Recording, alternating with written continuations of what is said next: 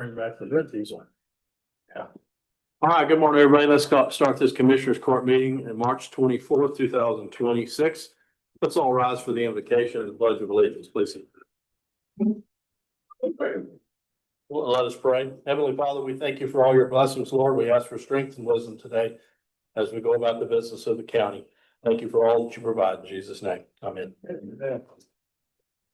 Pledge allegiance to the flag of the United States of America, and to the republic which stands one nation under God, indivisible, with liberty and justice for all. Honor and testify that allegiance to thee exist, one state under God, one and indivisible. All right, good morning, everybody.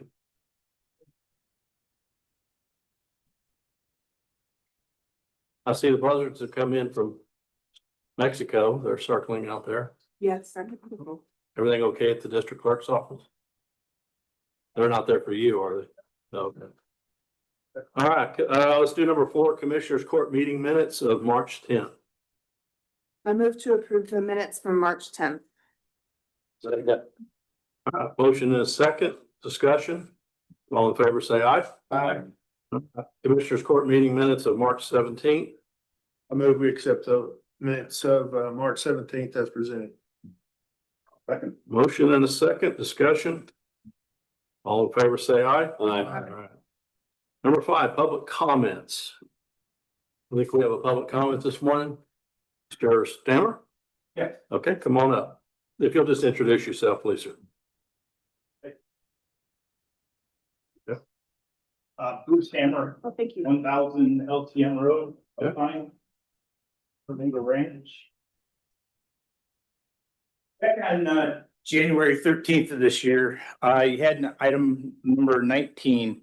Your 911 coordinator came forward with a request to add a road, Castro Road. So it was on the original plat. And on the original plat, it shows that there was going to be access to 4 properties. My property, 608 and 609, and then the 2 properties to the north. At some point, a road was added on the south of my property, and that serves access for me and to my neighbor at 609. So that road, as originally platted, doesn't serve any purpose to me or the neighbor next to me. What I was told at the POA was completely different than what actually happened. And I think from the county's point that, that the landowner, I should have been notified that this was happening. This is not what I was told at the POA what was happening. And they showed up one day, the road crew ready to put a road in. And I was told if I didn't let them put the road in, that I would hear from their attorney next. So I really felt intimidated, and I was like, well, I didn't want any trouble, put it in. There was nothing, I know from watching the video from the meeting, Commissioner Morrow, you asked if there was anything there before. Well, the 911 coordinator says, well, yeah, there was, something there. There was nothing there. That was just straight property. When they put in the road, they took down mesquite trees and everything else. There was nothing there. And this is more to benefit the people. She said that, yeah, they're looking to sell the property and stuff. This benefits them. What does that road do to my property now as far as value? I'm the only person living on LTM Road. LTM Road never even got copper phone lines in it. Big Ben Telephone never got fiber optic phone line down it either. So I'm the only person on that road living. And that road could have been, if it had an option to discuss with the POA or anything, that road could have went to the north. I don't know if that 10-acre plot that's 604 that LTM goes for, my survey doesn't go that far north. But if you kind of look at, how the dimensions run, I don't even know if a road to the north would even cross that. The road would have strictly went to that 10-acre plot and the 40-acre plot that they're trying to access. And then the road would have went through their property and not mine. That serves no purpose to me except for people going back there stealing rocks and plants out of there that I've seen since that road's went in. But I think a policy needs to be changed that just doesn't happen again, because the gal from 911 said, you know, I'll be coming to you again, you know, this happens out on the ranch. I think the property owner needs to be aware, you know, that this is happening and has a chance to come to you and speak about this before a decision is made. I mean, you didn't get the survey map, you didn't know a road serves two of the properties that the original road was gonna serve all four. It only serves the two. So that's what I'm looking for, and I'm gonna take up my issue with the POA. But you know, I was told that they were gonna send it to an attorney. I says, well, they came to me and I got a call from them that they wanted me to sign a permanent easement. I says, well, this is what I want. And that was back in November of last year. And then I never heard from her. I says, well, that goes through my property. I says, I want to name the road and everything.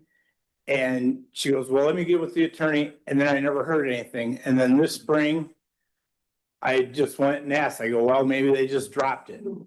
Well, she goes, well, it went through commissioner's court, it's a road and everything now.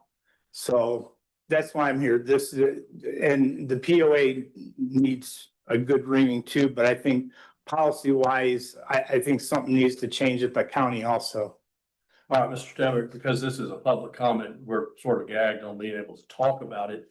Why don't I do this? Let's get you and me and Mr. Morrow together, and we'll understand it, and then I'll bring it back in at the next commissioner court. We can discuss it. Because right now we can't discuss it because it's just a public comment.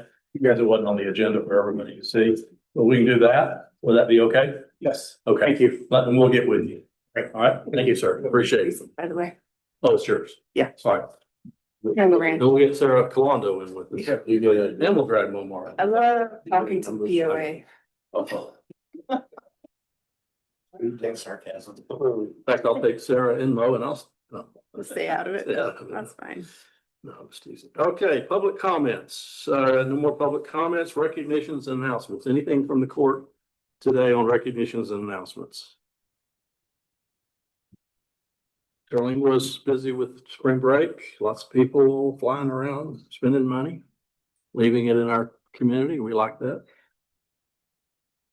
Anything from the court? Yes, I think yes. All right, Alpine this morning. Anybody from Alpine? Okay, no presentation from Alpine. Let's go ahead and do number 8, presentation by the Big Bend Regional Hospital District regarding the Rural Texas Strong Grant. Lynette? Good morning, Commissioners Court. Good morning, Judge Hennington. I'm not sure if something's going to be on the screen, but There you go. there we go. Excellent. We actually are in the modern age. Yeah, look at that. I want to also bring up here to Dr. Toby Hamilton, who's with me today. I imagine that Judge Hennington has already spoken with you a little bit about this, so you have some background knowledge. Would that be correct in assuming that? A couple of nods. Okay. I've been in conversations with it, but I don't know if the other commissioners. Assume that we need to be educated. Okay, fantastic. If you could go to the next slide. Thank you. So I would just want to give you some backgrounding on the Big Beautiful Bill, what's available, who can apply, what we're going to use the funding for, and really kind of our approach in the next steps. And the information I'm going to give you today is what we know as of today. This is kind of evolving week by week. You can go to the next slide. So what we know is that there was $50 billion set aside in the Big Beautiful Bill that was signed in July of last year. And then the states got to apply for a portion of that funding. And so Texas applied and they were awarded $1.4 billion. And that's through HHSC, Health and Human Services. You can go to the next slide. So kind of how it funnels through is starting from the left to the right. That's the federal funding comes down to the state level. And that was awarded, we're talking, they got notice in December of last year. So just 3 months ago, the state was, got notified that they were awarded $1.4 billion. So now the question mark is, and that's what we're going to focus on today, is then how is that money going to be distributed at the local level? You can go to the next slide. Did they define rural? Yes, it's only rural. So What is the definition? below it's 50,000 Okay, residents. Mhm. there we go. Good question. So there's 5 different initiatives that the state of Texas has put together, and I'll just give you a moment to read through them. All 6 of them together come up to that $1.4 billion.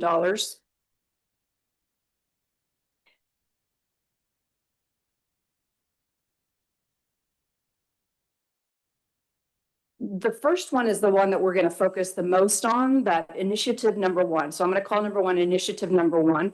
And that is really the one that hospital districts can apply for. Initiative 2, 3, 4, and 6 can only be applied to if you are part of what's called a CIN, a clinically integrated network. So those buckets of money are not available to our region at all unless we form a CIN, and we are planning on doing that. But today I want to mostly talk about the first one. So you can go to the next slide. So Rural Texas Strong, this is basically the Make Rural Texans Healthy Again. $433 million over 5 years. And that 5 years starts this year. So what we know is that's going to be distributed through 80 rural hospital districts. So the good news is we're not competing against Bexar County, Harris County. We're not competing against the really big hospital districts. We're only competing against the rural hospital districts. And we know that in year 1, they want to try and distribute already $250 million. What we're unclear about, and this should be in big, bold letters up there on that screen, is the methodology. So we know how much money, we know who's going to be getting it. We don't know how they're going to determine how that's going to be distributed. Is it going to be a highly competitive grant, which is what I'm hoping for, because if it's highly competitive, I think we can make a really compelling narrative on why we need the funding. Obviously, Brewster County being the largest county in the state of Texas, Presidio County also being the 5th largest in the state of Texas. We don't have any oil money. Our tax base is lower than some of the other rural hospital districts. There's a compelling argument there. You can go to the next slide. So I want to tell you a little bit about what can be used, this money can be used for. So basically what the state has done is they've looked at the health of rural America, and they realize that we have higher morbidity rates, higher mortality rates, higher rates of diabetes and all those chronic diseases, higher rates of obesity. And they said, we want you to reduce all of that. And we're going to give you the funding and the tools to be able to do that. You can go to the next slide. So there's basically, it's like a 3-legged stool. The way to achieve make rural America healthy again is through this 3-legged stool. Increased access to healthcare, increased access to local healthy food, and increased access to fitness and exercise. So the hospital district is now looking at this entire wellness prevention plan that has these 3 elements. So I'll stop there and just see what questions you guys have so far. Or what are you thinking?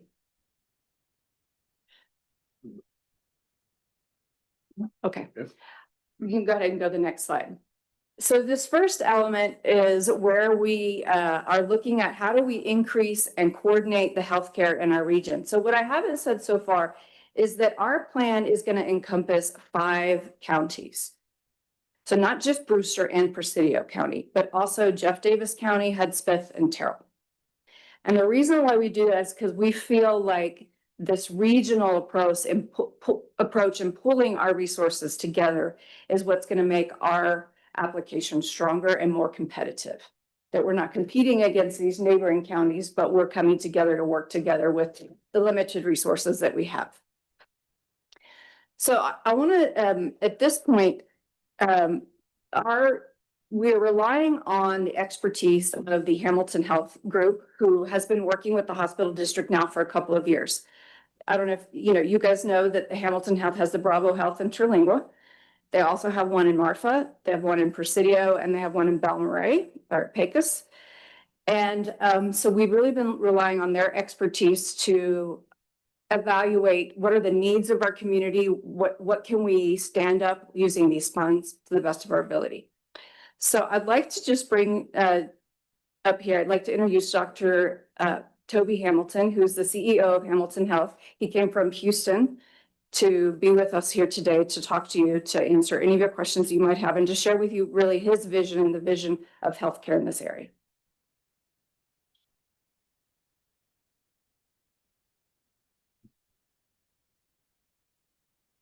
Just kind of caught me off guard there. I didn't know I was gonna come up here and talk to you guys. But I'm happy to talk to whatever I can in regards to y'all's thoughts or comments or concerns. A lot of the stuff we don't know exactly what's gonna happen. They've said money's going to some of these buckets. They haven't really defined how it's coming out, or even how they're distributing it. So there's still a lot of questions that remain for us. I think probably the big point that Lynette brought up is that we don't have access to some of those buckets of money unless we form a clinically integrated network, which we're well down the road on doing. And for you all that don't know, a clinically integrated network, just by definition, just means that those of us that are in a certain contiguous space have chosen to band together and share information, contracting status, anything we can do for each other that we can do better as a group is what the clinically integrated network is about. As an example, we work with rural Oklahoma. All of the FQHCs, or the rural health clinics in the state of Oklahoma, have gotten together and they formed their own clinically integrated network, using that as leverage to negotiate contracts with insurance companies and providers. This one is a little different in the sense that it isn't just primary care providers. This one we're working on involving the community. So instead of being horizontal, this is all primary care providers across the state of Texas or Oklahoma, or all rural hospitals. And another example is in Texas, we have TORCH, the Texas Association of Rural Hospitals. They have their own clinically integrated network. It involves rural hospitals across the country, across the state. This is different, and maybe the first time that we've gone vertical, in the sense that we would have the hospital, primary care providers, and other members of the community, potentially such as pharmacists, et cetera, all operating under the same banner. The goal being to identify, at the end of the day, what we're looking to do is take everybody's data, put it into the same bucket, if you will, and be able to analyze that data to make sure we're maximizing the opportunity for the community, if that makes sense. So when a patient comes out of PCHS or they come out of one of our clinics, we want to make sure that if that patient's care and needs can be met here in the community, that we're doing our best to meet those needs so that those dollars stay here. And when they stay here, they strengthen our financial position and allow us to stabilize the healthcare across the region broadly. And that's what this 5 years lets us do, is they're going to give us money for 5 years in these buckets. And in all of the requests, what they say is they want part of the plan to show how, after they subsidize us for 5 years, how we're going to stand on our own 2 feet as a community, how we're going to financially survive. So that's the end goal. And that's what they're doing, is infusing this, giving us really a runway to coordinate ourselves, identify the opportunities, identify where the dollars need to be placed and focused, and really forces everybody to share our information a little bit. Like, there's no hiding, like it would be impossible to hide. I've always said, every time I do this, when somebody brings up, you guys aren't a nonprofit, I would say, we're glad to do this open book. This is mostly primary care that we're dealing with. If we can make a margin, it's a good day. It's a very, very small margin business if you execute absolutely perfectly. So us sharing that information allows us to hopefully identify the opportunities that we should be keeping inside of the community. We're in regular communication with the hospital owners forum out of Nashville. We're on a pretty regular cadence with them. And as well as the other key members of PCHS and some of the other folks that are providing care, just communicating on, hey, the CIN is coming. Are you interested in participating? And of course, everybody is interested in participating because if they don't, they would become ineligible for many of the buckets of dollars that we think we can use to benefit the community broadly. So that's a long story to say we're waiting for the RFPs to come out so we can make sure we get our cut of the action, is really what it comes down to. So I get the 6 buckets, and the first bucket we're focusing on is the hospital district funding. and you've got some of those wellness programs and so forth, all good. But, you know, I've always said that, and frankly, no one in their right mind would open a clinic in Terlingua or Marathon. I mean, it's just the economics of it doesn't make sense, and we get that, so that this money is helping us get up and rolling. Correct. And get to a point where in 5 years we can sustain this thing, which is what our goal was in Terlingua, that over 5 years, our visitors to the area will start using the clinic, because we got 600,000 visitors coming to Big Bend. That's right. And they have sprained ankles and sunburns and things like that, and help you. So for me, I think if we don't really focus on scaling up Marathon, Terlingua, Presidio, frankly, guys like you aren't gonna, I mean, you got a little incentive to come in. So are we really gonna be able to, because we're already seeing benefits and look at the numbers. The people that we're seeing in Terlingua is amazing. And we're finding diabetes and everything we thought we would find. That's right. And we're getting people to the right care. It's simple care. There's nothing complicated about it, but it's probably the most important. I guess my question is, are we gonna, the bucket one is not gonna be put into primary care to support, it is, so Definitely. we can put it into helping Marathon Yes, keep going, and Terlingua and For others. salaries and. Jeff Davis, I mean, I realize those are outside our county purview, but That's our hope. I need you guys to be really strong over the next 5 years, so that, you know, when you look at your bottom line, you go, well, I'm good, you know. Judge, that's our goal. Okay. And I think that if we do coordinate across that, it'll be easier for us to look at the economics and say, hey, you know, turns out in Marfa, Texas, and I'm making this up, we have operated the business and the associated components of it, farming, et cetera, in a way that it's profitable. Well, maybe, hey, Terlingua will always very much struggle from a volume and otherwise perspective. It just is going to be a fight. If we're coordinating across that, it can give us the opportunity to not only have employees that can cross cover each other, which is another problem that consistently presents itself, but we can also have economics that can be shared across the region. In other words, we may be able to take a Marfa that we think we can make profitable-ish, you know, these are not huge dollars, and help offset some of the costs in the other parts of the county. And this is done through building an infrastructure and framework that requires data sharing and communication. Now, you've never had that. As you guys imagine, if you went to a PCHS or pick your spot, I can tell you as a provider, I'm a physician by trade. I'm looking to get to the next patient. I get paid on a per patient visit. And so if you need to see a cardiologist, and I've got a friend in El Paso because I trained there and grew up on the far east side of town there, I'm going to send you to my cardiology friend, instead of us thinking about, hey, we might bring in a cardiologist from El Paso, Odessa, that's going to come here and do their procedures here at our hospital and our clinics, so that those dollars stay in our community. Not only that, but when we do that, all of our data says patients they won't travel all the time. If the doc is here and they can get them, you've seen that over and over. I've been doing rural care for about 5 years now, and the consistent pattern that I've seen is access and convenience drive engagement. In other words, if I make it easy for you to go to the doctor, you'll go to the doctor. And if you go to the doctor a couple times a year, I can get you healthy. If you go to the doctor once every other year, every third year, it's really hard. I'll never get you healthy. And so creating convenient access points really helps us drive the economics. All of that contributes to the clinically integrated network where everybody's sharing data and information, and we can make the best decisions on behalf of the community at large.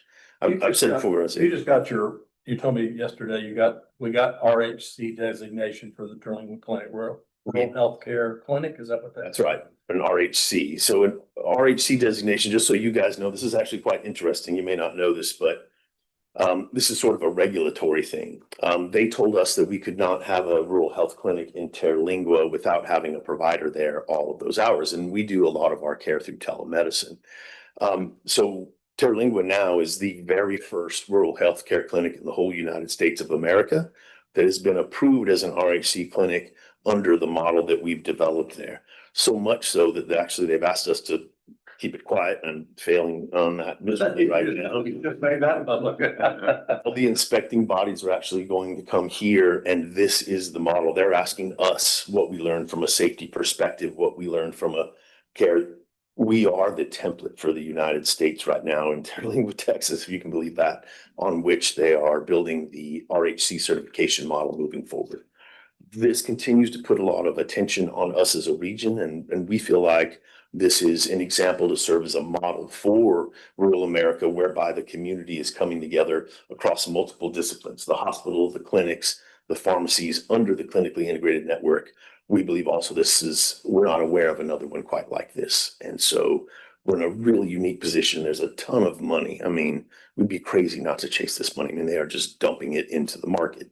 And when we coordinate ourselves, it helps our messaging as we go request those dollars instead of an individual saying, hey, let's go get that money. They might get a little bit. As a group, we'll have access to a lot more of those dollars. Does the RHC qualify for reimbursement rates similar to the FQHC? It's not quite as good as the FQ, But but it does get, yes. It So helps us in that sustainability. you got it. issue, right? That's the whole game. So you guys may not know that, but the FQHCs, which is what PCHS is, and an RHC are a federal designation. And once you earn that designation, you have to jump through a bunch of hoops. You get enhanced reimbursement from the government. And let me give you an example. All of those get commercial payments the same. So if you have United, Aetna, Blue Cross Blue Shield, those are pretty standardized contracts and rates. If you are not an RHC or an FQHC and you see a Medicaid patient, typically we're going to get, 10 cents on the dollar. I mean, you get 30, 40 bucks a visit. Something that's not sustainable. It's not possible to stay in business, which is why I don't have any friends that see Medicaid patients. Now, if you get an RHC or an FQHC certification, that same Medicaid patient can get, I don't know if PCHS will like me saying it, so I won't say them specifically, but they have a rate of almost $400 a visit for a Medicaid patient. That's not paid for by the patient. That's the federal government subsidizing those of us that are treating those patients. And RHC won't get anything near that. Every FQHC is different, by the way. Some FQHCs in Houston get 150 bucks a visit. For various reasons on the scorecard, PCHS and their ruralness is getting an enormous number. We expect the RHC to be the same. We expect that rate to be, instead of 30 or 40 bucks a visit for Medicaid, we expect that number to be just south of 200. So it's not quite the 400, but it's just south of 200. The problem we have in Terlingwood, frankly, is we did the analysis that there's just not very many Medicaid patients. There's not many humans, right? So when you have 20 people that have Medicaid in the whole community, those dollars Does don't it make go much over to sense. Medicare as well? It does. Medicare has They an have a lot of increased dollars. rate. That's right. The rate for Medicare for FQHC is about 190 bucks a visit. And for an RHC, it's about 165 bucks a visit. So the RHC gets a little bit less, but it has less hoops to jump through. And both these reimbursement schemes have been around for a long time. Oh yeah, we didn't invent them. Since decades. These are not new. So the fact that we were able to get this RHC and we get one in Marathon, so forth and so You on, got it. and now we're rolling. Now we've got a good network, which is what we're after. So when this came up, I got with the judges around us and said, let's form this network. Because I think rather than going to the state and getting 5 different little small tranches all competing for the same thing, let's go together and let's get more money. Very well received from the state as well. And we think that's being well received by the state. Very well received. We're spending a lot of time State likes that. lobbying, doing stuff like that. Last thing I'll say also is that down in Terlingwood, we may be the only community in the whole state of Texas that's getting to distribute drugs. So you may not know that, but we found one of my nerds in the office found an obscure law that says if there's not a pharmacy within 35 miles, that the doctor's office or the provider is allowed to distribute directly to the patients. So I don't know if you guys knew that or not, but we're actually giving medicines in Terlingua for the first time, I'm sure, in its history. And I believe we're probably the only ones in the state that are doing it. So we're really breaking ground down there in Terlingua, and a lot of those benefits will transfer to the community as we continue to become more advanced and evolve.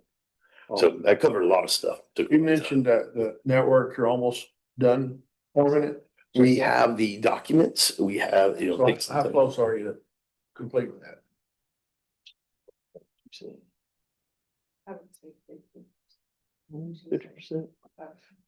I think there's a multi-step mode. Let me answer that question for you. And this, there'll probably be an initial kind of LOI that I imagine everybody will sign up for because it'll sound great. And I think we'll get that very, very soon. Yeah, Okay. like within By summary, we on your phone.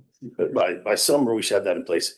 Now, just like anything, when you get down to the contract and you're into the dirty details of what they have to give versus have to take, there'll inevitably be some, there'll be some discussions that'll have to go on with folks. As far as the timeline goes, probably the next step is gonna be for us, once we get more information from the state, we're waiting right now for more details from the state. That's why I don't have an MOU to give you today. But once we get more information, then I will come back to you with an MOU for you to sign. We will apply. We're expecting that second quarter is when we actually apply for the funding and will actually be awarded in second quarter. And then funds would probably begin to be distributed in the third. And when I say funds are distributed, they're distributed to us. And then depending on the programs that are put together and what, if it's the city of Alpine has come to us with their own projects and things that they need and want for the EMS center and community health center, and Terlingua has come to us asking for their needs. We're gathering all these needs together. That will be put together and applied for by the second period. And then that will start getting the funding and starting those projects by third quarter. And you guys should know most of the fundings have limitations on them. As an example, Texas Tech and Texas A&M are not eligible for any of those funds. They're worried that obviously they go up in the Democratic machine and the dollars actually disappear and don't make it down to the community.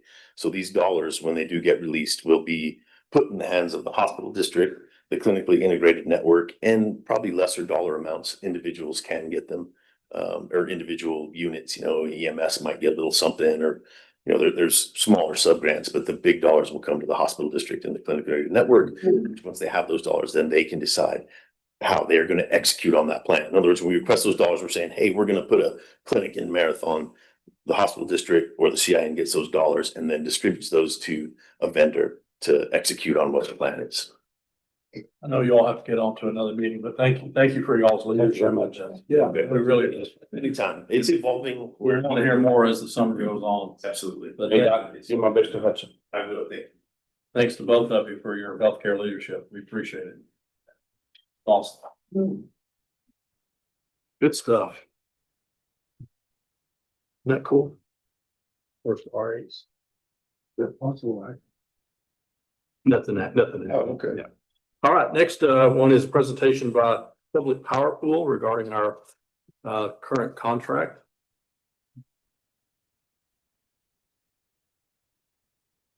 Y'all should have a PowerPoint presentation. Yeah, already is right. Thank you. Thank you. Oh, you got another one. There we go. Good.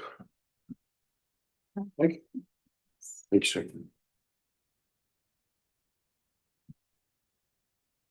Thank you, Judge. Thank you, Commissioners. My name is David Quinn. I am the Program Manager for Public Power Pool. Judge, we had talked last year when we were going through the procurement process. Thank you for suggesting I come out and make a presentation showing you what we did with our most recent procurement. Just by way of background, P3 was set up in 2002 by Texas counties trying to get a better deal by combining their loads together to get leverage in the marketplace, negotiate a better quality contract, and provide you all with full contract service. We have 103 members currently on slide 2. It's worth about $63 million with a combined 3-year load of close to 2 million megawatt hours. We manage about 3,500 accounts. And our calculation is on the next slide that we have saved members $210 million against market. That's comparing the price that members have paid in each of our contracts since 2002 compared to the market settling price for electricity. Now, the important number is on the next slide. For Brewster County, you'll have saved about $51,000 since you all joined in 2020, mid-2020. That again is using the same calculation showing you what you paid in our fixed price contracts compared to what the market price for electricity was since 2020. The PUC has us calculate savings a different way, and we issue this every year. If we could move to the next slide, please. Thank you. There's just in 2024, using the PUC's methodology, you'll save about $16,000. That is comparing, this is a report that we issue every year showing you what your consumption is and what your total spend is, and then comparing that to the PUC's price to beat benchmark number. Shows you about 16,000 just in that 1 year. Can talk a little bit now about how we did our last procurement. When we send out a procurement, it goes out to every retail electric provider in the state. We're not trying to steer business to a preferred provider or someone we have experience with. We want to make sure it's a level playing field, that everyone has the ability to bid on this load. Last time we did this, last spring, there were about 150 registered retail electric providers. Of those 150, frankly, less than 25 have the ability to service a load of this size and have the credit rating that we need them to have, and have the back office support, the staffing to be able to handle 3,500 accounts for us. We went through a rigorous process of comparing contract offerings. We have our ideal contract template that we take to the industry. We don't take their paper. They have to work off ours. If they want to make changes, then we're going to grade down their final submission. We think our contract is designed to protect the interests of counties in many ways and give you benefits you wouldn't see in a typical contract. When we had gone through several rounds of indicative pricing from a short list of providers, the P3 board gave us authority to go out and seek executable pricing. And the prevailing price, the lowest price, was 6.04 cents from Champion Energy. For Brewster County, the average price across all of your accounts is lower than that. It's 5.7 cents per kilowatt hour. And on the next slide, actually 2 slides forward, next slide, please, thank you. That shows you our full budget report that we issued right after the procurement, showing exactly how much you should budget forward for your electricity needs. Now, we're going to revise this every year because your consumption changes at certain locations, goes up and down, so on. You may be adding facilities, you may be deleting facilities. So we're going to keep on updating this so it's current and get this to you before your next budget cycle. As you can see there, your projected costs for the fiscal October-September fiscal year. I think you're on a October-September fiscal year. Yeah, there's for this fiscal year is about 74,000. For next, it goes up to about 76,000. When we did the procurement, the board gave us authority to seek pricing for 10 years. And when we sent out the procurement proposals, the procurement proposal identified a maximum that we will be authorized to procure at. We came in below that ceiling, what we call a ceiling, for the first 3 years, but we were unable to add on any additional years below the ceilings we had established for 2028 onwards. Now, the door is still open, and we track the market. If we could move forward to the next slide, please. Thank you. We track the market on a daily basis. That blue line is the current market settling price for electricity for calendar year 2029, the first year that we have open. For us to be able to pull the trigger and do that deal, we need that blue line to drop down to that red dotted line of about 5 cents per kilowatt hour. We're not sure it's going to get there. But yeah, Especially, I was going to ask you, tell me about AI and its power to make. yeah. How's that? How should give us a crystal ball? What do you see it coming? It's if I had a crystal We're not ball. gonna hold you to it. We just, I'm curious. Yeah. There've been a lot of projections, Judge, about increased demand across the state from the PUC and ERCOT based on AI, based on data centers, based on the Bitcoin miners. We've seen that go up and down, and it seems that a lot of the new data centers and AI technology that's moving in could well be bringing its own generation, which may have a reverse effect on those initial projections of massive load growth. If those guys are bringing in their own generation, which a lot of them are beginning to do. Small nuclear reactors. Yeah. Things like that. We're looking, I know Texas Tech has been on the front line in terms of designing the dispatchable nuclear. That's probably going to start rolling out in the next decade.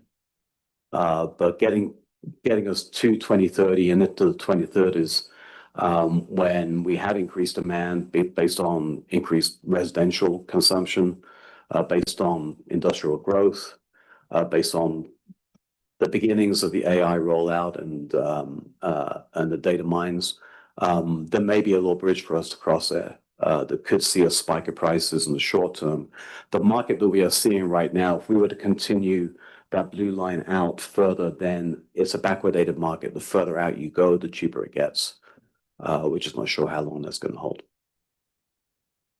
So just one operational question. If we have a question about a particular meter or something, we need to call, we call Champion Direct, right? We don't run it through you guys. All those, Call you guys. please. Okay, we're doing an audit of all of our meters. Yep. Just to make sure that everything's on the list and we have a meter for. Yeah. Imagine that would happen. And so we do have a couple of questions. So we'll call you. Just call us and we'll work with you and staff on making sure that we have the confirmed account list.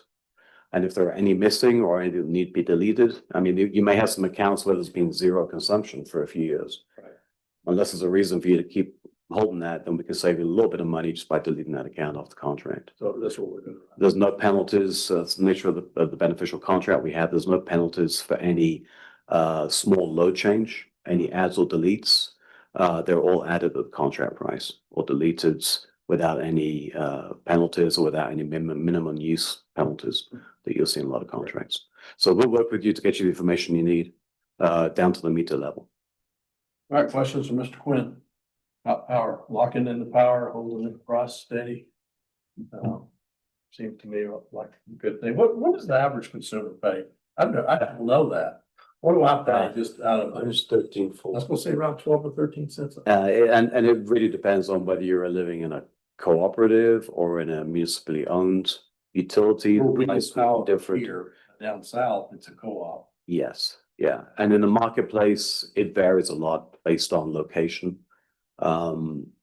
Traditionally, entities in the West Zone have been paying less than in Houston, the North and the South.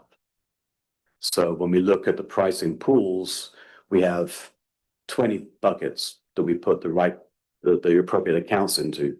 Well, there are 4 regions, so there's 5 in each region. And the West has been priced lower than the other 3 zones. That is beginning to even out now. So. All right, any other questions, Mr. Quinn? All right, Thank you, sir. thank you. Thank you, Judge. Thank you, Commissioners. Appreciate the opportunity to come talk to you. Happy to answer any questions anytime. My card's in the folder. It has been a real asset to be able to deal with. Thanks for that. Thank you. You bet. Thank you. Okay, number 10, County Judge Reports and Actions. Let's do item number 10A. Review, discuss, and take action to replace the 2 5-ton AC units at the Red Patilla Center. There's a proposal in your package. I asked Mr. Teague to give us a quote. We're coming up on, how many years has that center been there, Ruben? 25? We're still dealing. 24. We've kind of band-aided those, they're not out, but we've kind of band-aided them. And if you drive by them, they're pretty rusted out. So I'd like to use some LATCF money to replace those this spring before we get into the summer months. So Second, motion and a second discussion. This is a turnkey price though, includes yeah, everything. everything all included. All off the old, it's got to change, imagine this Freon's changed over 25 years, so we got to put. At least 3 times. Yeah, I was gonna say at least 2 times. So, okay, motion is second. If there's no further discussion, all in favor, say aye. Aye. All right, 10, item B, I brought into the court, a few weeks ago, a Dell contract to finance another round of computers. As our computers get end of life, we're replacing those and we're doing those under a Dell lease. So you have an old contract, which we approved on the February 10th. By the time we ordered them, imagine this, the prices had changed on us. Everything's going up. Now's the time to buy computers because with the AI, all of that demand is taken away. So we have a slightly higher lease payment than we originally did by $20-something. And so I just need approval to approve the new, we already got the computers. It just, we ended up having to come in a little higher. Make a motion to approve new Dell contract. I'll second. Motion second. I will add that all we bought was the brains. We didn't buy the screens, the mice and the keyboards. Although I'm sorry, we did get screens. Yeah. But we didn't get the mice and is more than one mouse a mice? Yes. Okay. Pieces. In computer technology? Yeah. Okay. Mouses. All right, motion and a second. All in favor, say aye. Aye. All right. Number 11, elections. Yeah. I know y'all wanted some more paper, so I brought you some more paper today. You have the election results for you, the official canvass results that, were presented by the county chairs to their conventions and parties the past, I believe that was on March 12th when they did that. Our, primary election, joint primary was a big one for Brewster County.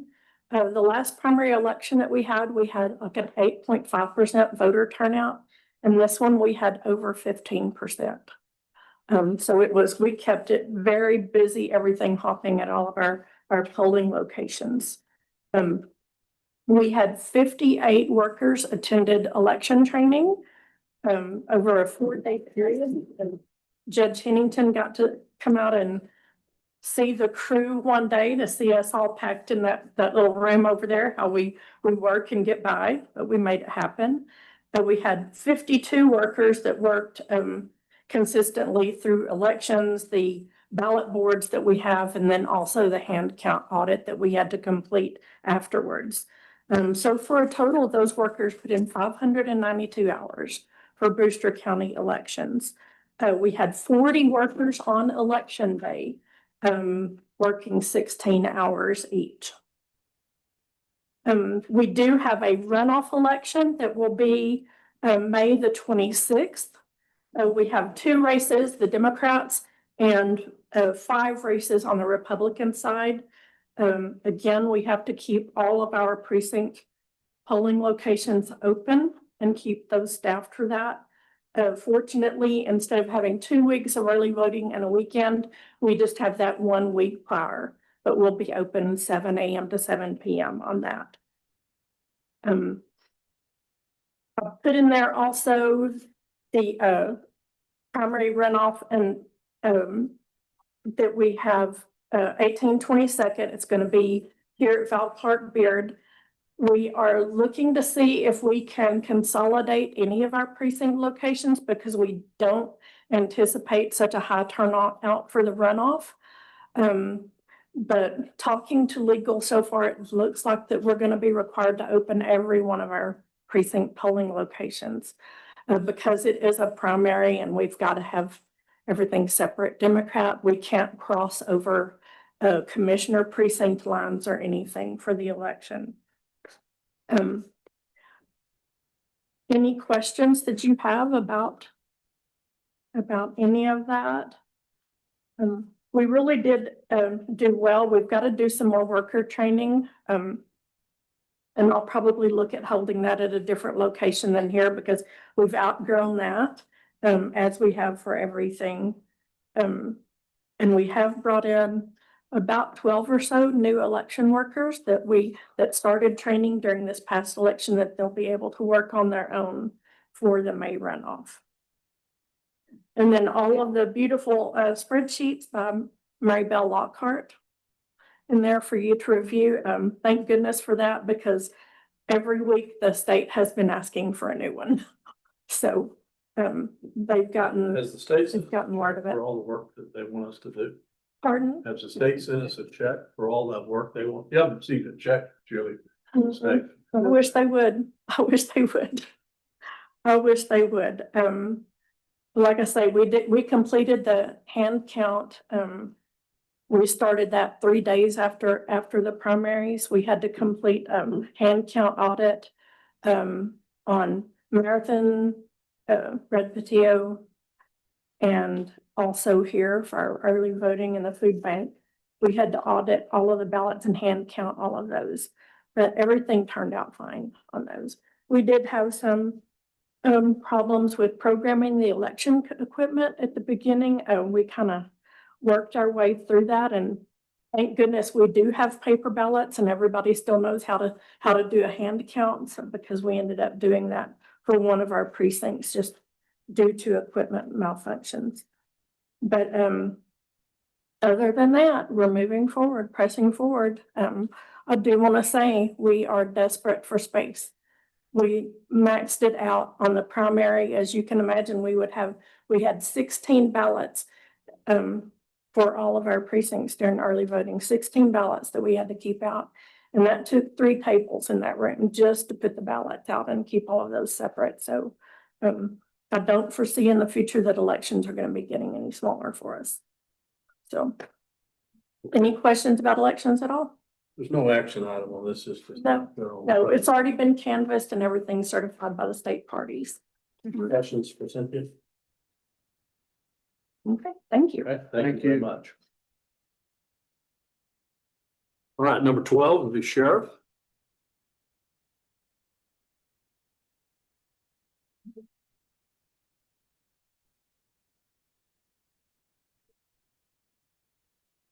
Morning, lovely people. How are y'all today? I was just talking about Sarah. I have, Did we tell you in that new power contract that we were gonna black out the sheriff's office? For electricity, I didn't. you know, we're in the dark anyway. All right, well, I brought to you today a couple of new contracts from a couple of counties. As you know, President Trump shut down the border. And our federal inmate population has dropped to the bottom. It's very poor. The good news is, we visited with the marshals, and after the measles outbreak in West Texas, the facility in Sierra Blanca, there's transport us 12 steady prisoners that we'll have all the time, bringing us up to about 22, which is roughly 25 to 27,000 a month, which will help a bunch. We went out and looked for the smaller jails that were having trouble instead of working with Ector County and stuff. And we're still got a contract with Ector County when they overflow. But they've hired a bunch of people and paying them big money, so they're doing okay right now. But we have 2 jails, Upton County and Culberson County. And Culberson County has 10 inmates right now that they need to move. And Upton County has some inmates they need to move, which will probably generate, with these, about 20,000 a month, somewhere in that area. So my goal is with the feds, and if we get some more contracts in, my minimum goal is 50,000 a month, and my major goal is 70,000 a month. So that will bring that back up. We're us and Presidio County and all of it, we're fighting for feds. We really do. We fight, hey, how come you got so many and how come I don't? And so the marshals are trying to please everybody because they want to keep their jail facilities. And it's rough on them. But anyway, these 2 contracts, I need to get you all to approve so that we can, we have another contract we'll bring to you next commissioner's court. But we would like to get these 2 approved so we can start getting their inmates in there. And if you read them, you know, we help them with Anacin and Tylenol and stuff in the jail, but if they have medical problems, it's all billed to the county they come from. So basically, we're just housing them and feeding them. Sheriff, what'd you say you thought the monthly revenue would be? 20? And then, Well, adding these 2 contracts. 20,000 a month. Okay, so we got 6 months, 120,000 for the rest of the year. Okay. So moved. Second. Motion is second to accept both contracts as presented. All right, discussion. All in favor, say aye. Aye. Weren't you working with Valverde County at one time trying to get some? The governor, when I met with the governor, and he was going to work with Valverde County, and he said that he wanted to bring us OLS prisoners. Well, I had to, poor governor, he didn't realize we can't charge for state prisoners. You know, for state charges like that. So, and he said, well, there was grant money maybe that they could subsidize the jails with, you know, but it wasn't enough to cover the inmate cost every day. So. Thanks, sir. Sheriff, No, I'll get with, go ahead. I know you're a very modest man, but did your jails pass their inspection? Yeah. Let's see, they passed with A+++. We didn't even have any technical assistance, and they worked through it. We had a new inspector, and usually they're the roughest. Right. But he said, I can't find out. First, he thought because we had, he wrote down, Tarrant County instead of Terrell County, because we housed Terrell County inmate. And he says, because Tarrant County is over, and we had to go get people certified, and I said, Tarrant, I said, we do Terrell.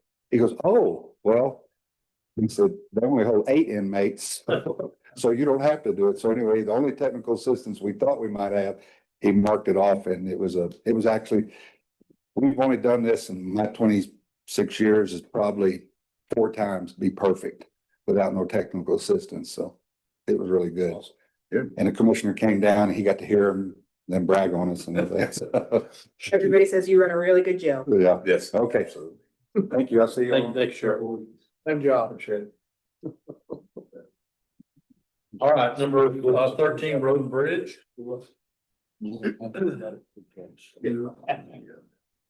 This morning I have,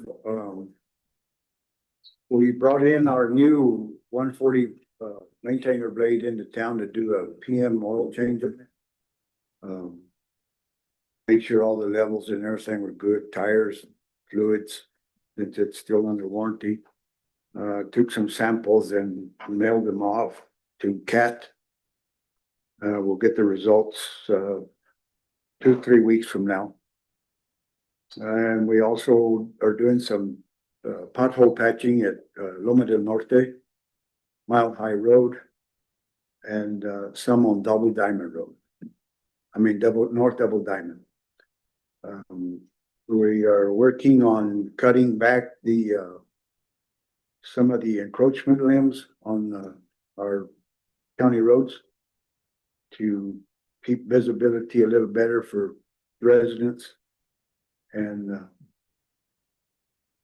I talked to the gentleman out at the Veterans Edition in regards to the using the material from the county road. And he was fine with it. He didn't know it was illegal. So, I told him that if he could just not bother it anymore, he paid easy. We could work things out, and he was fine with it. Also, we're doing some no permits up for this time. The guys that are hauling the salvage metal, they called me yesterday in regards to some practice vehicles that James uses that are north of town. Are they going to, or is it separate? That's separate. Oh, it's separate. Okay. That's a bill. Okay. And they came by and picked up a load yesterday, and they're out there now loading some other stuff. By the way, those old air conditioning units at over there where Johnny Valencia is, those are salvage, and we didn't get any bids on. They could haul those off too. The only problem is they've got to do something with the Freon. Yeah. They tend that out of that. They can take care of that. Yes. Okay, they can have it. It's salvaged and been auctioned and nobody bought it. Okay. So they can take all that stuff over at Johnny's place too. Okay, I'll get with Valencia and so he can show me what that pile is at, and we'll. Just air conditioning. Yeah, air conditioning units. Okay. It's those big air conditioning, they're actually not air conditioning, they're cooler units from those freezers, those walk-in coolers they used to have over there. Okay. All right, nothing else? No, sir. All right, That's thank you, it. sir. Anything for Road and Bridge? Commissioner? Yep. Okay. Maybe the fellow that took the road signed a 5-year agreement never to gripe about his road for 5 years since he took road material off our road. No, he was fine with it. He just didn't know it was illegal. Okay. But it wasn't a lot. It was caught on time. Okay. Let me put it that way. Veterans Edition. So better. You know, it's stealing, somebody was teaching. Took our road base. Okay, number 14, emergency management. James, only you have item B, right? Yes. Okay, so we'll just skip A, and item B is a review, discuss, and take action, approve funding. We got Ruben was able to get a quote on the repair of the transmission on the Dodge truck. Unfortunately, we tried to replace the sensors and do a few other things at the end of the day. Yeah. So there's a proposal for $7,500. I'm gonna ask for a $10,000 approval, just in case, so we don't have to come back in here. But the quote was for 7,500. Is that to replace it? And that's, Fix it? we'll just put a whole new transmission. And then that truck will be, sent back into the county somewhere. And the replacement truck is in? Present truck is in and, it's being worked on right now, so all's good. So moved. Second. Motion is second, discussion. All in favor, say aye. Aye. Melinda, I'll do a PO. The PO will exceed the quote. Yeah. Is that okay? Yeah, we can do that. Just so in case it comes in at 8,000 for whatever reason, we're not having to drag back in here for $500. Is there any progress on the water tanks at Veterans Edition? I'm still waiting for the pad to get put down. Okay. I don't know if what we need to do. I thought that they were gonna do it themselves out there. I haven't heard anything. I can look into it. I want to get with our man out there and see if they're gonna put it out Get there. with them and then we'll figure it out. So figure it out. All right, number 15, treasurer's office. Julie? Good morning, Judge, Commissioners. Good morning. This morning, I'm going to present my monthly report, and I'm reporting on February. At the end of February, the total cash on hand we had was $16,521,604. Our average interest rate between our check-ins and our pools was 3.62%. And we earned $57,226 in interest. The total money we took into my office for the month of February was $1,405,697. Of that, $1,069,457 was general fund money. With total checks written out was $531,321. Looking at our budget and where we are at the end of February, just to go over the general fund revenues and property taxes. Our property taxes are budgeted at 4.9 million. And at the end of February, we had taken in $4,561,080. So that leaves us at 6.92% remaining to collect in property taxes. We've also taken in 90,000 in delinquent and penalty and interest as of the end of February. So right now, looking at general fund, comparing our revenues to expenses, we've taken in 5.5 million in revenue and 3.1 in expenses. We are at 40% left to collect in our revenues and 66% left to collect or to spend. And if we don't spend any more money, we'll be doing pretty good. That would be hard. We made our debt payment in February for $246,000. That's our annual debt payment for the year. Hotel motel, we took in $204,000 for the month of February, but those are for January collections and probably a little bit of December. And so we've collected so far $1,165,912. I also have included in my monthly report a new accounts receivable report, and that's due to our new accounts receivable module that we just went live on. And so what it does is it allows me to bill the various entities that owe us money, and we're able to keep track of what they've paid and how much they owe.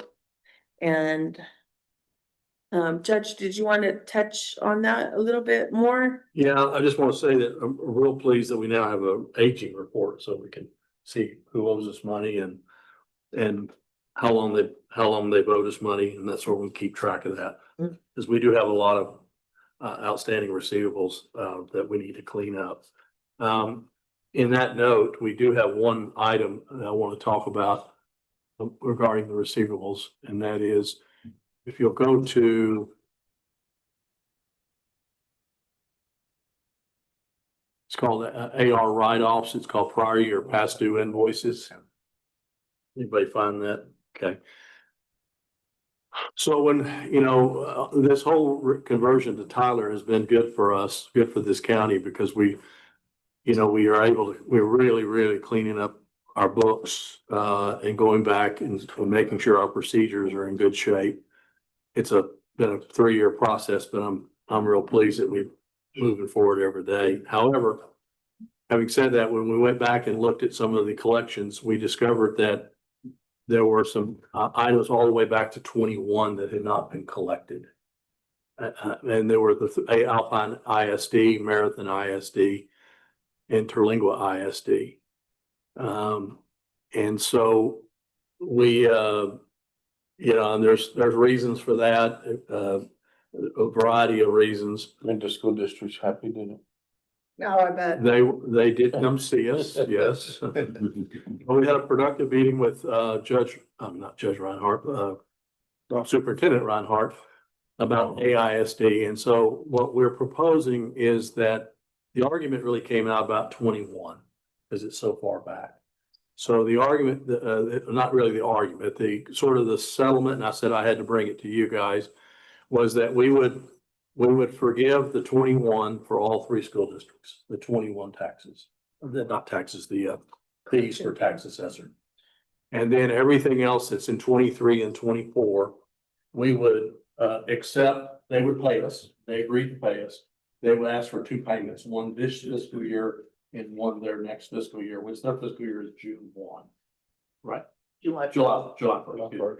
So they would pay us half of it, half of the 23, 24 now, the other half in July or August. And I said that seemed reasonable to me. And we would apply the 21 write-off to all 3 school districts. But would hold the other, in Marathon, that's all there is. In Terlingua, they haven't paid for 24. We'll hold them. So I'm proposing, and I'll make a motion that we write off the 21. Is that 21, 22? Just 20. Cause you then would jump to 23. Yeah, so 22 got collected. Yeah. Don't ask me. I don't know. I'll second the motion. 22 is good. And they never noticed that they weren't billed for it. Between the way we did things here, and that's why this receivable module is so good, and then they turned over a lot of their finance people. And so what was happening is they were getting an annual bill. And so they paid 2, but then that annual bill would get lost. And we didn't have a system up until now that kept saying, Jim, you owe the money, Jim, you owe the money. Now I've got something that'll just wear you out. Okay. You owe us money. Motion and a second. Any discussion? Okay, all in favor, say aye. Aye. All right, go ahead, Julie. Does anyone have any questions for my monthly report? Move to approve it, presented. Second. Motion is second to approve the monthly report. I do have one question, and that is school resource officers. I mean. So we've, so far, I bill them quarterly. I billed them for October through December. And as soon as we're, done with this second payroll in March, they'll get another bill for January through March. Okay, because I mean, our expenses far exceed what we've taken in. So we'd love to do that, to be Yes, pretty close, so we're not carrying that there. Okay. And then when do we take tourism's historical money? Do we take it at the end of the year? Do we take it mid-year? When do you like to, when should we take it? I guess is my question. Well, Yes, we do it based on the prior years. Historically, what we have done is do it at the end of the year. I believe there are still some amounts that we need to transfer from some prior years just because of audit adjustments and stuff that have recently come through on those prior years.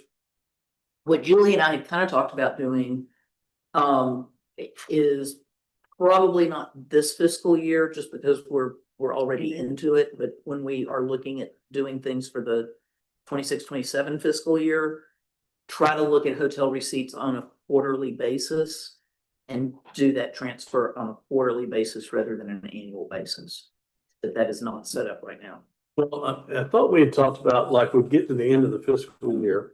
So September 30th and we have a little audit cleanup somewhere around the December, you go back and look and see what you did and then you hit it. And hit it. If we did it on a quarterly basis, what we would do What was it, just adjusted? we just adjust it Okay. once we got everything finalized at the end of the year, then we would just, adjust it accordingly. But that way it just kind of keeps up with it on a more regular basis.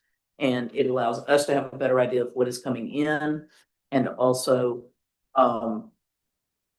tourism would have a better idea of what their real cash balance is. Okay. Because that money would be out of there. Two other questions real quick. Look, I know the Sunshine House documents are all in. Mhm. So let's get them, if we get them paid. I believe that's in the works. Okay, just because they do such a good job, I want to see them get paid. So, and then Emergent Air, it shows that we haven't paid anything Emergent Air, but I know you just wrote a check for it. Are we in Julie's stuff or my stuff? I mean, Julie's, it's the February income statement. Oh, okay. Has it not hit the books yet? And I'm sorry, which one? Oh, we did it in March. Never mind. Did it in March. Yeah. Hello. Okay, never mind. Yeah. Okay, there's a motion and a second. Any other discussion on the financial reports? All in favor, say aye. Aye. Okay, thank you. Julie, let's see, we've got a few other things for you.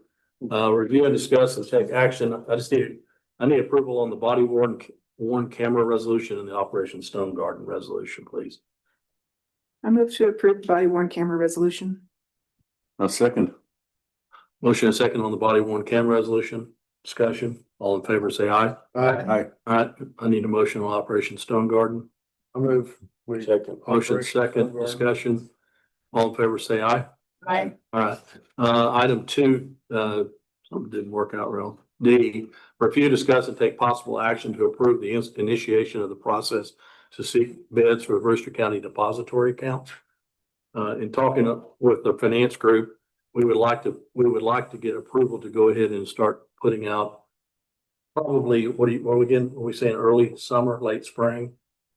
What are y'all's, tell me what you're thinking. By October, Well, We want it in place by October, don't we? in place by October, but put out the bids.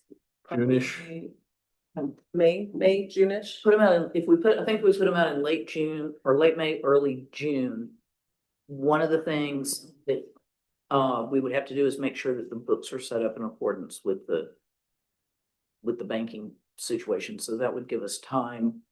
It's a good time because we're doing our budget. so We're we doing can our adjust budget all that. and everything is in there. Okay.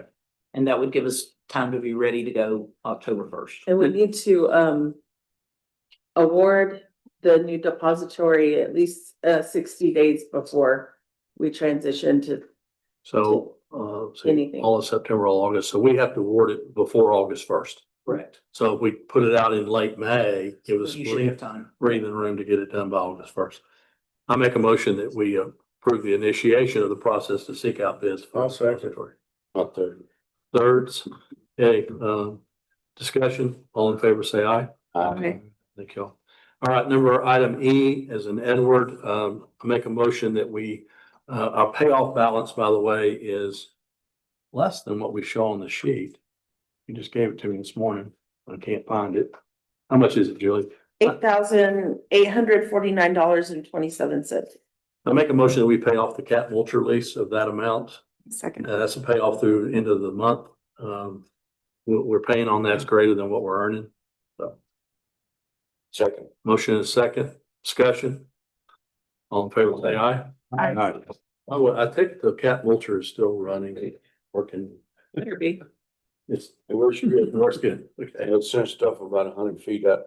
You're not watching.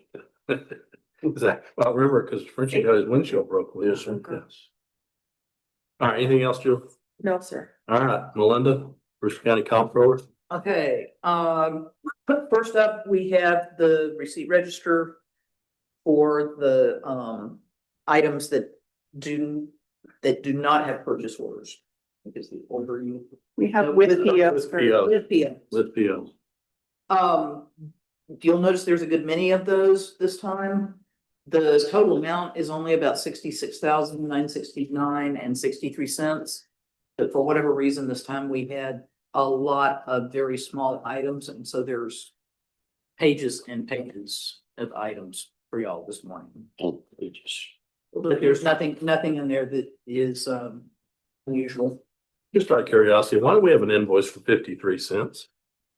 I think that was one where there was like a miscalculation of something Yeah. on a prior invoice, and we're just paying it to get it zeroed out. That's Brooks. I had a couple questions. ma'am. Mesa Publishing, Big Ben map printing. I saw that too. I wasn't aware that we did a map.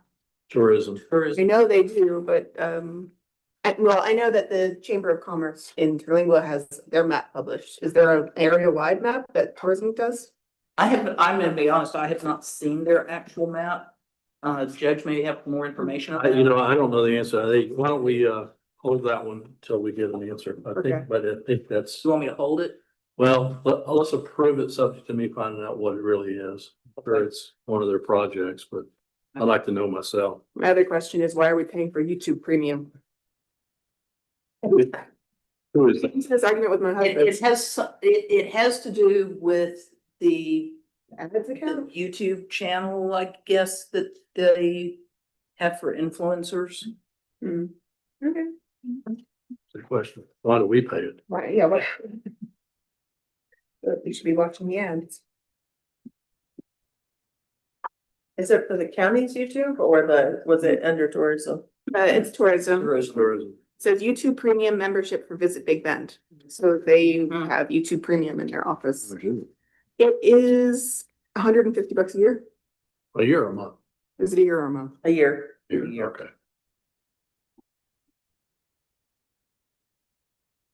All right, I'd entertain a motion to approve the purchase orders with receipts. So moved. I'll second. Motion second, discussion. All in favor, say aye. Aye. All right, let's do POs. And just to clarify, I'm gonna tell Patty to hold the Mesa and the YouTube until you have a chance. Yeah, I'll know Follow it up. as soon as I get through court. All right, APs with no POs. Okay, APs with no POs, not quite as thick. The total on those is going to be $92,242.19. One of the ones that we do have on there is for Susan Combs, and that will get the postcard paid for all of the past thank you. past years. Otherwise, again, nothing unusual in here. Any questions on those? Who is 5061 sheriff? 5061 is the sheriff, yes, sir. Okay, I entertain a motion to approve the A with no POs. Second. Motion second, discussion. All in favor, say aye. Aye. All right, go ahead. Budget. Okay, budget adjustments. Couple of budget adjustments. One is just a line item adjustment to accommodate the $520 for the post park lease. Just moved that out of contracted services to put it in capital lease so that we're posting that to the correct line item. The other one, I've got a $52,000 adjustment, or I'm sorry, $31,000 adjustment there. This is an actual budget adjustment because this item was not budgeted in the current year. We had $21,000 in there. We received an invoice from the appraisal district for processing software related to the tax office. They share the software. Yeah. And we got an invoice for 23 and 24 just the other day. And so we're having to pay that. And I'm trying to put enough in there to cover what we are gonna owe for the current year. So I've sort of estimated based on what we were initially told by the appraisal district But then I got some additional information early this morning. I may be able to reduce that amount slightly. So if y'all can give me a little bit of leeway on that and approve the budget adjustment up to the 31,000. And we're sure we did, we sure in our books, we didn't pay those in 23 and 24. No, sir, they did not bill us for those that I can find Well, anywhere. first of all, the bill went somewhere, did they answer your email that said they changed it? No. But Well, no, I got an email. she confirmed that I asked for that change. I asked her to confirm that she got the change, because I changed the address, because it was going to Mars. That reply email I have not seen. What she did email me is that they are going to start billing us on a quarterly basis.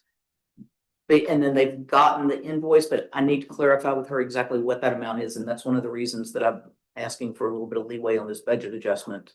Is because that I just saw that this morning. So, Would you make sure that she got the address change? I want to come in Yeah. treasurer, not to the tax assessor. Right. I move to approve the budget adjustments as presented. Second. Motion is second to approve the budget adjustments. Discussion. All in favor, say aye. Aye. Anything else, Melinda? just a quick update on the 25 audit. It's a fun couple of weeks when the auditors are here, always. I think things have been going pretty smoothly. They gotten through the sampling of our accounts payable and have looked at our payroll, done some testing and sampling on that. So far there have been a couple of small recommendations, but nothing major. They are going to be here through noon on Thursday, and then they will go ahead and leave at that point. And they will then be working remotely from Cedar Park to finish up. But they've gotten, I'd say, probably 75% of their field work done already. As far as the single audit is concerned, I think we're in good shape on that. They've got all the documentation that they have asked for. The one that they're looking at this year, when you do the single audit, they look at how much have you spent and how much has your grant revenue been and what's the activity. The one they chose to kind of focus on this year is the LATCF. And again, they've got all of that information. They have requested that as soon as we get the report, there's a report due March 31st. And as soon as that goes in, then we'll provide them a copy of that and they should have everything they need. I want to commend you ladies for helping us for doing all the work to get us caught up. I mean, yes. Thank you. But I know we don't say it enough. we've still got a little bit of homework. I know, but. They're almost out of your hair. Yeah. And it went smooth this year. But it's going pretty. It's funny now that they have Tyler, they have more questions because they can actually see that. Yeah, I know. It was, there were a couple of things he asked about and he's like, yeah, we hadn't asked about this, it's like, oh man, Yeah. But Awesome. Again, it hadn't been anything big. There are some things that, due to the conversion from net data to Tyler, there was a little bit of an issue on some of our liability accounts that I need to make sure we get those cleaned up. And I'm going to be working to get those to them in the next couple of weeks. And what we are kind of shooting for right now is to have the presentation of the financial statements at the second meeting in May is kind of the tentative. He would not be able to get out here to present before then, particularly. It gives us a little bit of leeway if we do run into a sticking point on anything. I don't think we will.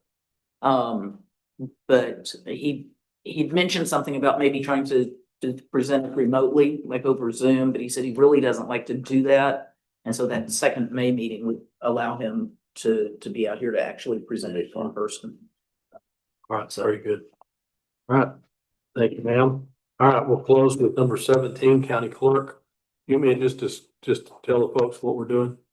Or you want to talk about it? Okay, go ahead.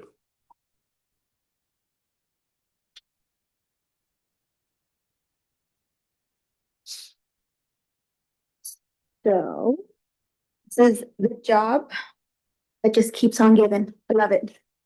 Okay, so we're gonna have to do another report based off of section the local government code, chapter 114.044. We have to report fines and fees on cases that we've accepted money from. So the report that you have now, it's a summary report. It's not detailed. What the government code asks for is the name of the person fined, the amount, the judgment rendered, the style, the case number, the date of each case, the amount, the jury fees, the style number. So it asks for a pretty detailed report. Just to get started, I brought in the summary. I did ask our UCMS, our software, to create this report, so it's just automatically done. I don't know how soon that's gonna get done, but it needs to be done monthly by multiple departments. So this is gonna be a work in progress. Yeah, we talked about that in the finance meeting. So what we're gonna do is the second meeting of every month, which is the second Tuesday of every month, we'll pull all those reports in. Y'all don't have to, as long as I get them, and they're gonna come to my office and we'll assemble them. And you just pull them right off your, there's no sense in taking them and putting them on a spreadsheet and transposing numbers. Just give us your report, and then if the law says if we have a question, we can ask you to come in and Yes. answer it. So we'll do that for you, the clerks, the JPs, sheriff. Even my office has these sometimes. Mhm.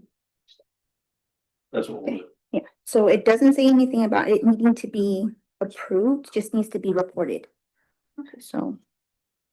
Yeah, Thank you for reporting. yeah. Any questions?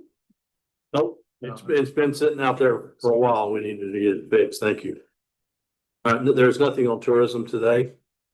No reports, there's no closed meeting. I'd entertain a motion to adjourn. Second. Next meeting, by the way, is April 14th. That's a 3-weeker. Got another 3-weeker. We'll meet again.